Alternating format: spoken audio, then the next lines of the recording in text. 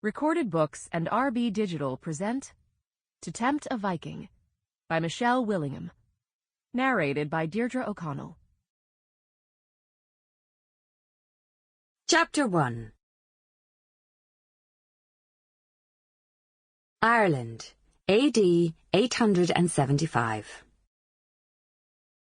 There was nothing worse than being in love with your best friend's wife. Ragnar Olafsson tightened his fists over the oars, pulling hard against the waves of the sea. He shouldn't have gone with them to Eire, but when Styr had asked him to come, he'd agreed in a weak moment. Though he'd buried all traces of his obsession with Elena, the idea of never seeing her again was worse than the torment of seeing her with her husband. Never once had he let either of them know of his fascination. No one knew of the raw frustration gnawing within him when he watched Styr take the woman he loved into his hut. It was a dark torture seeing them together, and yet he couldn't bring himself to let her go. As he rowed, Ragnar kept his gaze fixed upon Elena. Her fair hair held glints of red, like touches of fire upon gold. She was like a beautiful goddess. He worshipped her from afar. She considered him a friend, but nothing more than that. It wasn't surprising. A woman like Elena deserved a strong marriage to a high-born warrior. Her match with Styr had been arranged years ago, and Ragnar wasn't the sort of man to steal a woman away from a friend, especially not his best friend. She'd made her choice, and Styr had done everything to make her happy. For that reason, Ragnar had stepped aside. He'd tried to find another woman over the years. Although he was a strong fighter and several maidens had cast their eyes on him, none of them compared to Elena.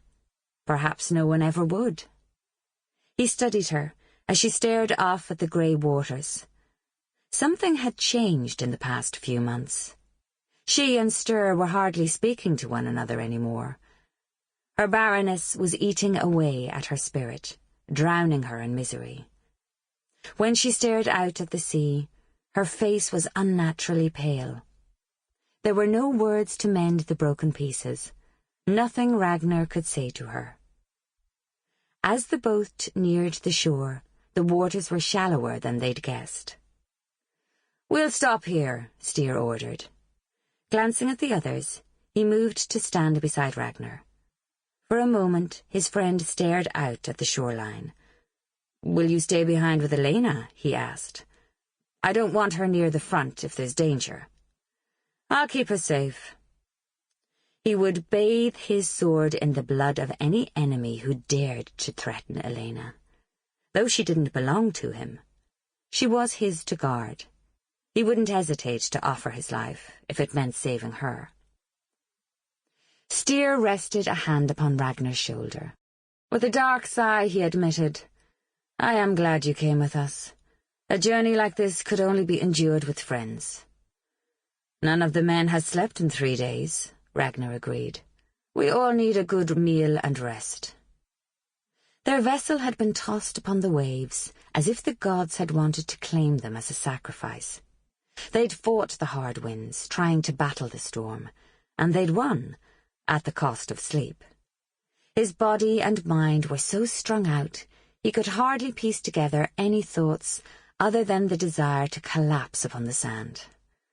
"A pity you haven't a woman to warm your bed," Styr added with a shrug. Ragnar sent him a wry look. "The last I heard, there are women in Eire. I might find one yet." He'd had a few women over the years, but none of them compared to her.